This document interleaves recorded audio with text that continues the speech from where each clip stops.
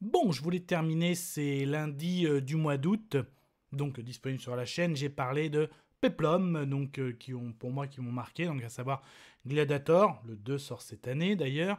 3, avec notamment prestation de Brad Pitt dans le rôle d'Achille, dans les événements de 3. Et là, je voulais terminer avec un grand personnage aussi, Alexandre le Grand, qu'il a interprété par Colin Farrell. Donc du coup, comme c'est du lundi rétro, euh, je dirais que c'est pas full spoiler, mais je serais assez libre quand même. Qu'est-ce que j'en pense de ce film? Je vous avoue, sur les 3, c'est pas mon préféré, mais je vais vous expliquer le pourquoi du comment, après le générique. Soit on meurt en héros, soit on vit assez longtemps pour se voir endosser la peau du méchant. Pour ce genre de choses, il existe des hommes comme moi. Il t'arrive de saigner. Vous pouvez respirer, vous pouvez cligner des yeux, vous pouvez pleurer. M'a ramené le conduit, celle-là. Maintenant que j'ai votre attention, Accroche-toi, petit. Du coup, comme dit après le générique, petite affiche à la pluie. Très bien. Donc c'est vrai que on pourrait le classer en pas forcément peplum, peut-être plus biopic, donc parce que voilà, c'est pas vraiment. Alors il y a des scènes de bataille, bien sûr, mais c'est vraiment retrace l'histoire d'Alexandre le Grand. Donc ça commence quand il est vraiment tout enfant jusqu'à sa mort, et c'est plus historique parce qu'il n'y a pas vraiment des grands événements avec des grands enjeux. Bon, Alexandre le Grand a fait quand même quelque chose de très grand, des plus grands territoires, très jeune. Donc je minimise pas ce qu'il a fait, bien au contraire. Mais vu comment on présente le film, c'est vraiment d'une présentation, et même en un film, c'est pas possible. Donc presque 3 heures de film. Donc moi, je vous parle vraiment de la version cinéma, je sais qu'il y a eu plusieurs versions. Donc ça commence quand il est tout petit, notamment on voit beaucoup l'influence de sa mère, jouée par Angelina Jolie, magnifique d'ailleurs.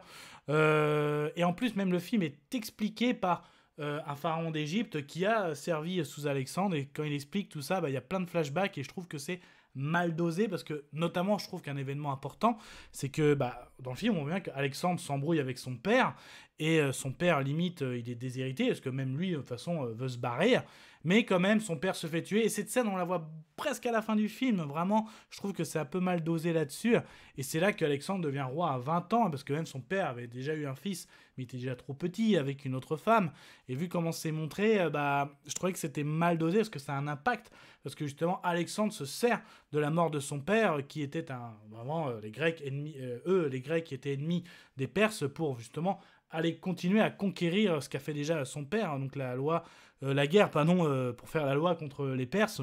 Je m'embrouille un peu.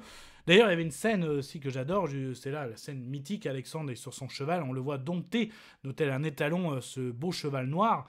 D'ailleurs, cette scène que me rappelle aussi la première Rebel Moon, justement, quand Tarak dompte le griffon noir, là ça fait un peu rappeler ça, à manière un peu Alexandre le Grand, et on sait que Zack Snyder aime bien tout ce qui est côté hippique et historique, bien sûr.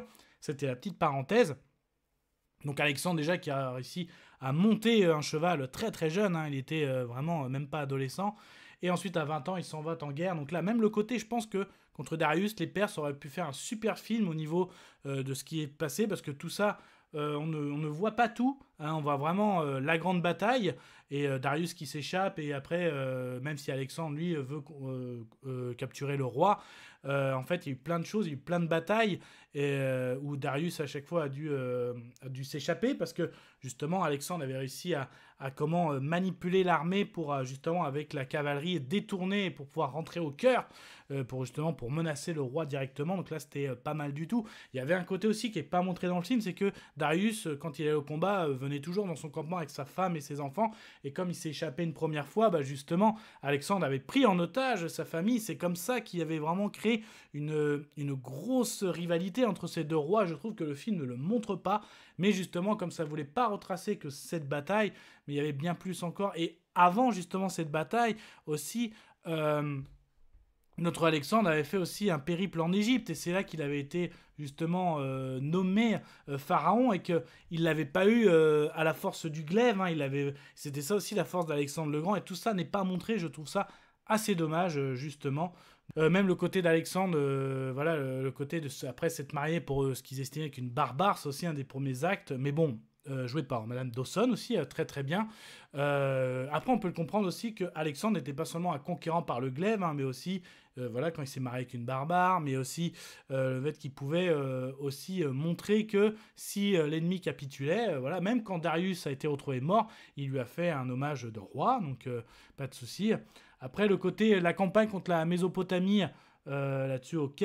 Contre Sparte n'est pas vraiment montré, donc il n'y avait que quelques événements. Après, on va directement basculer aussi vers l'Inde. Donc là, on va voir, ils vont découvrir les singes. Il y a aussi, après, justement, une grande bataille. On verra la bataille contre les éléphants. Là, il y a un côté aussi au niveau de la réalisation des couleurs. Donc ça devient un rouge, tout ça. Où, là, dans le film, ils ont lui montré qu'il a été gravement blessé. Il n'a pas vraiment été blessé à cette bataille. Mais c'était pour montrer aussi une défaite d'Alexandre, même juste avant, on le voyait gravir les montagnes, en fait. Toujours aller plus loin. On voit aussi avant la mutinerie de son armée, voilà, on a tout fait près de toi, on veut revoir nos enfants, toi t'as pas d'enfants, tout ça. Donc il y a tout ça qui est montré, mais je trouve qu'en fait, c'est un peu mal montré. Donc même les deux grandes scènes de bataille, une contre Darius et la dernière en Inde contre les armées des éléphants. Donc voilà, Colin Farrell joue bien, même si c'est que dire. J'ai dit ouais, Madame Dawson qui joue Roxane joue bien aussi, Angelina Jolie joue bien, Jared Leto, l'ami d'enfant, l'ami de toujours aussi d'Alexandre, il joue très très bien, mais je sais pas, il y a un petit truc. Après franchement, ça passe bien, hein. J'ai pas souvenir que les 3 heures, je les savais subir, mais c'est vraiment montré plus comme un côté biopic qu'un côté vraiment péplum hippique, voilà. Donc, mais ça reste du Alexandre le Grand, ça reste un grand personnage, sans faire dire un jeu de mots, de toute façon, son nom, il l'a pas eu comme ça. Donc voilà, c'était pour vous parler de 3 péplums que j'avais sélectionnés pour ces lundis rétro du mois d'août. Et justement, comme on avait parlé de la saga Alien, bah là, en septembre, on va démarrer sur la saga Predator. Donc prenez soin de vous, Kenabo. Je vous souhaite une agréable soirée. Désolé pour le bordel.